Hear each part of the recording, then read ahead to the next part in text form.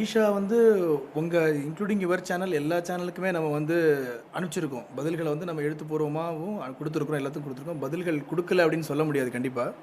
எல்லாத்தையுமே ஈஷா வந்து எதுவுமே எல்லாம் அவங்க சொல்லப்பட்ட அத்தனை குற்றச்சாட்டுகளுமே என்றும் ஆதாரமற்றவை. எதுவுமே ஆதாரமற்றவை. ஈஷா வந்து முழுமையாக நிராகரிக்குது அப்படிங்கிறத நானே எழுத்துப்பூர்வமாக கையெழுத்து போட்டு உங்களுடைய தலைமை செய்தி ஆசிரியர் பாலிமர் நியூஸுக்கு அனுப்பிச்சிருக்கோம் கண்டிப்பாக.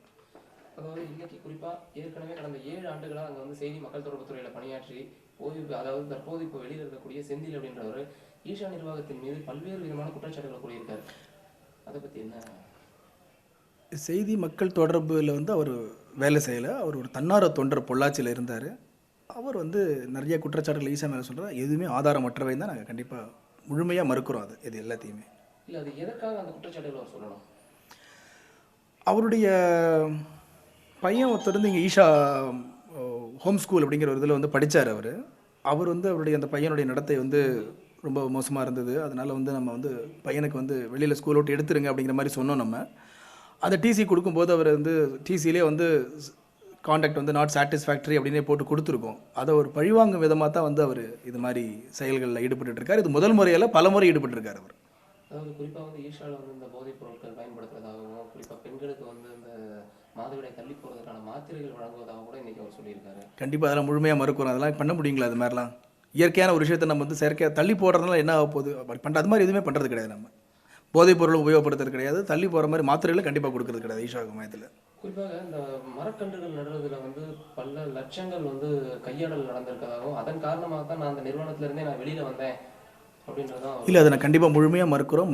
மரக்கன்றுகள் என்னென்ன மரங்கள் எங்கே நடுறோம் அதுக்கான கணக்கு வழக்குகள் எல்லாமே துல்லியமாக கண்காணிக்கப்பட்டு வருது. அது வந்து நம்மளோட வந்து இப்போ ஒரு ட்ரஸ்ட் அப்படிங்கிறதுனால நம்ம தணிக்கைகள்லாம் வந்து ரெகுலராக பல்வேறு மத்திய அரசாங்கத்தினாலையும் மாநில அரசாங்கங்களையும் தணிக்கைகள் ரெகுலராக நடந்துக்கிட்டு இருக்குது. தணிக்கை அறிக்கைகள் எல்லாமே நீங்கள் வாங்கி செக் பண்ணிக்கலாம். எந்த ஒரு கையாடலும் எதுவும் கண்டிப்பாக நடக்கிறதுக்கு வாய்ப்பே இல்லை, நடக்கவும் இல்லை. அதாவது குறிப்பாக உங்களுடைய ஈஷா பள்ளிகளுக்கான உரிய அனுமதி இருக்குதா? குறிப்பாக வந்து தீயணைப்புத்துறை, வனத்துறை, எல்லா அனுமதிகளும் வாங்கியிருக்கோம். வனத்துறையில் வந்து நாங்கள் அப்ளிகேஷன் ஃபைல் பண்ணியிருக்கோம்.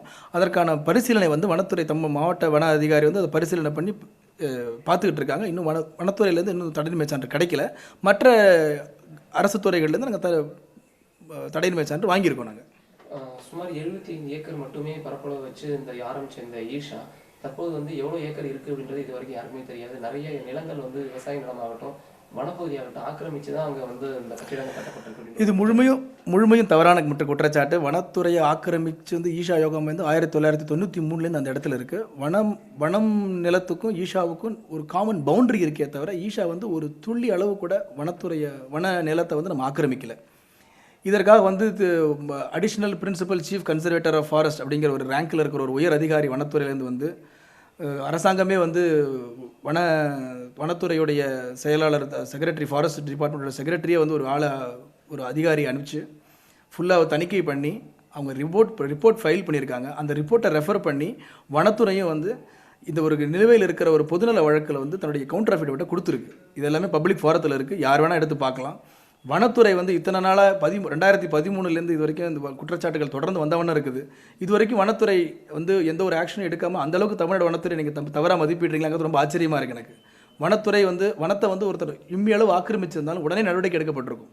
2013 இந்த குற்றச்சாட்டு வந்து பலவித ஊடகங்களில் விதமான முறையில் வந்து இது ஒரு பொய் பிரச்சாரம் வந்து செஞ்சிட்ருக்காங்களே தவிர அது மாதிரி உண்மையிலுமே வனம் வந்து ஆக்கிரமிக்கப்பட்டு இருந்திருந்தால் இந்த வனத்துறை வந்து எந்த ஒரு மீட்டெடுக்கிற பணியில் ஈடுபட்டிருக்காதா? தொடர்ந்து 3 வருஷம் ஒரு வன அதிகாரி எதுக்காக வந்து அவர் செய்யாமல் இருக்கணும்? இது வந்து ஒரு வன அதிகாரி இல்லை, பல வன அதிகாரிகள் வந்துட்டு போயிட்டாங்க. இந்த அலிகேஷன் ஆரம்பித்ததுலேருந்து கிட்டத்தட்ட 4-5 மாவட்ட வன அதிகாரிகளும் வன பாதுகாவலரும் நிறைய பேர் மாறிட்டாங்க.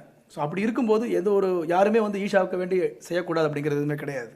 அதாவது குறிப்பாக யானை வழித்தடங்களை மறித்து தான் அந்த கட்டிடங்கள் கட்டப்பட்டிருக்கிறதாகவும், அதன் காரணமாக தான் வந்து வனத்துறை வந்து சான்றிதழ் வழங்கல் அப்படின்ற குற்றச்சாட்டு தொடர்ந்து இல்லை. யானை வழித்தடத்தில் இருக்கா இல்லையாங்கிறது ஒரு எக்ஸ்பர்ட் கமிட்டி போட்டு ஆராய்ச்சி செய்யக்கூடிய விஷயம். ஒரு மாவட்ட வன அதிகாரி ஒருத்தர் மட்டும் இது யானை வழித்தடமாக இல்லையாங்கிறது சொல்லக்கூடிய ஒரு ஸ்கோப் கிடையாது.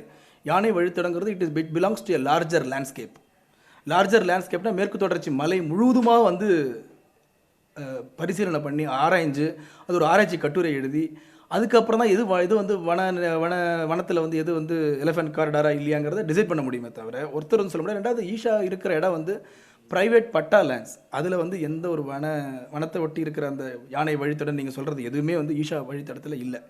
மத்திய அரசாங்கம் வந்து இந்தியா முழுக்க ஒரு 88 காரிடாரை வந்து தெளிவாக சொல்லியிருக்கு. தமிழக அரசாங்கமும் 88 காரிடார்களை சொல்லியிருக்கு. நாங்களும் பல விதமாக பல சமூக ஆர்வலர்கள்